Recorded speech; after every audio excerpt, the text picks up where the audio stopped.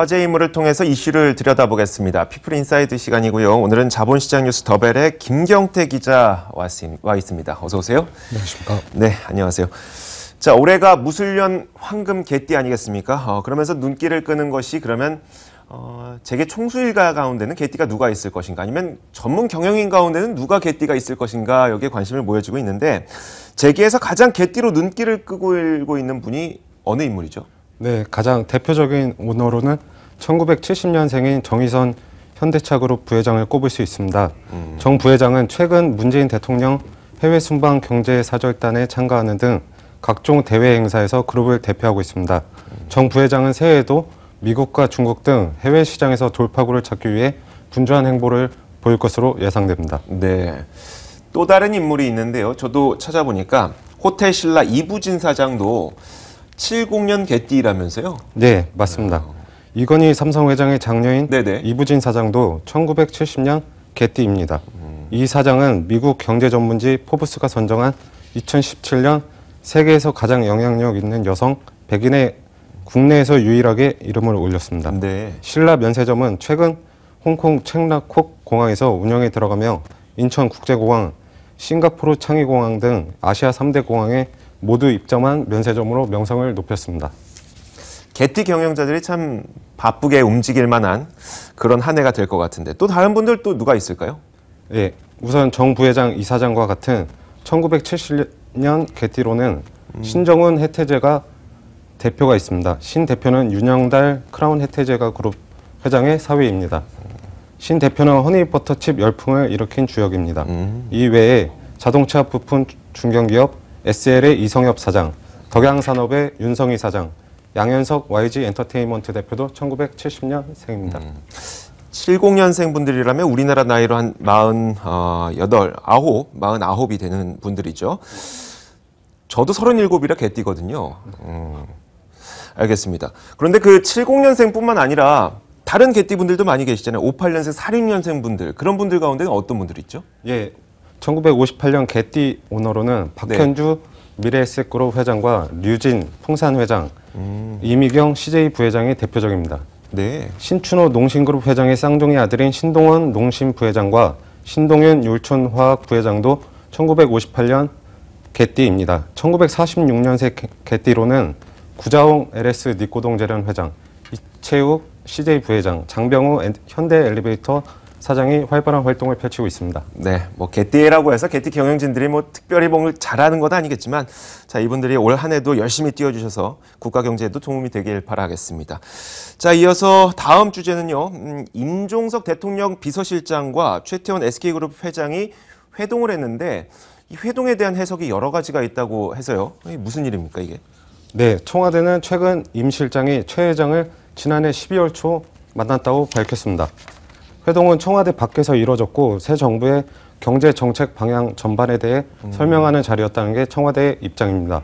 청와대는 이번 독대가 임 실장의 아랍에미리트 방문과는 별개의 만남이라고 설명했습니다. 특히 임 실장이 무함마드 아랍에미리트 왕세제를 예방했을 때도 SK 관련 내용은 전혀 언급되지 않았다고 강조했습니다. 청와대에서는 당연히 이렇게 얘기할 것 같고, 그렇다면 SK그룹에서는 뭐라고 얘기하고 있습니까? SK그룹은 이번 논란에 대해 상당히 부담스러워하고 있습니다. 네. 청와대에서 밝힌 것처럼 이번 회동이 임 실장의 아랍에미리트 방문과는 별개로 이뤄졌다는 입장입니다.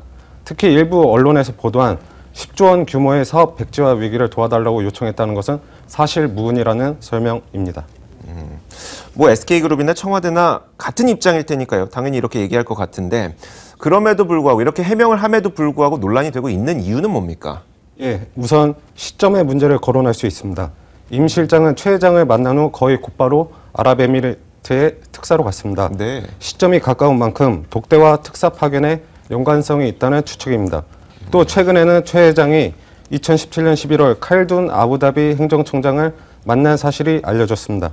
최 회장의 아랍에미리트 방문은 이미 널리 알려진 사실입니다.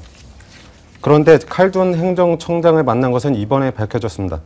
칼둔 행정총장은 임 실장이 지난해 무함마드 왕세제를 예방했을 때 동석한 인물로 아랍에미리트 원자력공사 이사회 의장을 겸하고 있습니다.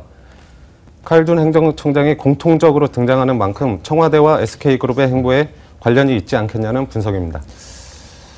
SK를 만나고 그다음에 아랍에미리트로 갔는데 또 SK그룹이 중동에서 활발한 사업을 하고 있다 보니까 무엇인가 있지 않겠느냐에 대한 논란일 텐데요. 중동에서 사업 활발히 하고 있는 것도 분명 영향을 미쳤겠네요. SK. 예, 맞습니다. SK그룹 계열사인 SK이노베이션은 예멘 등에서 석유 개발과 액화 천연가스 프로젝트를 진행하고 있습니다. SK건설은 터키, 쿠웨이트, 사우디아라비아 등에서 대형 사업을 하고 있습니다. 이외에도 해운사인 SK해운, 종합상사인 SK네트워크스 등은 사업 특성상 아랍에미리트를 비롯한 중동 지역에서 다양한 분야의 사업을 전개하고 있습니다. 이처럼 SK그룹이 중동에서 다수의 사업을 하고 있기 때문에 최 회장의 임시 일정과 독대한 데 대해 어떤 중요한 이해관계가 있을 수 있다는 주장이 제기되고 있습니다. 네, 알겠습니다. 자, 마지막으로 박용만 대한상의 회장에 대한 이야기인데요. 국회에 또 불만을 토로했어요. 아무래도 재계의 입장을 또 대표해야 되다 보니까 국회에 여러 가지 불만을 토로할 수밖에 없는데 이번엔 또 어떤 불만입니까? 네. 박 회장은 1일 대한상의 출입기자단을 대상으로 신년 인터뷰를 가졌습니다. 네. 이 자리에서 국회가 발의한 법안에 대해 얘기했습니다. 20대 국회가 기업 관련 법안을 1000건 이상 발의했는데 이 중 690여 건이 규제 법안이라는 주장입니다. 지금도 규제가 많은데 다른 규제를 보태니 거꾸로 가는 것이라고 설명했습니다. 또 지난해 국회를 5번이나 찾아갈 정도로 노력을 했는데 국회가 기업인의 호소에는 전혀 반응하지 않아 안타깝다는 입장입니다. 네. 아무래도 대변을 하다 보니까 기업하고 계시는 분들이 어려워하는 점을 박용만 회장이 직접 이야기를 할 수밖에 없는데 문재인 정부 정책에 대해서 가장 기업하는 입장에서 가장 불만이 뭐라고 얘기하던가요? 예, 박 회장은 새 정부가 정책 방향을 확실하게 잡고 설명하는 것은 긍정적으로 평가를 했습니다. 기업인들이 가장 경계하는 것이 불확실성인데 문재인 정부가 소득주도 성장, 사람 중심 등 정책 방향을 명확히 밝혀 불확실성이 해소됐다는 설명입니다. 다만 새 정부의 정책이 구체적으로 실행되고 운영될 때 일부 난관이 있을 수 있다고 봤습니다. 노동정책, 조세정책 등 기업 입장에서 민감한 문제들을 해결하는 데 있어서 기업 입장은 그 문제를 적응하는 데 어려움이 있을 수 있다고 설명했습니다. 네.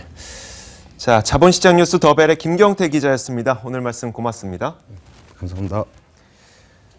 자, 오늘 경제시사 토크 사이다도 여기서 인사드리겠습니다. 저희는 내일 같은 시간에 찾아뵙도록 하겠습니다. 시청해주신 여러분 고맙습니다.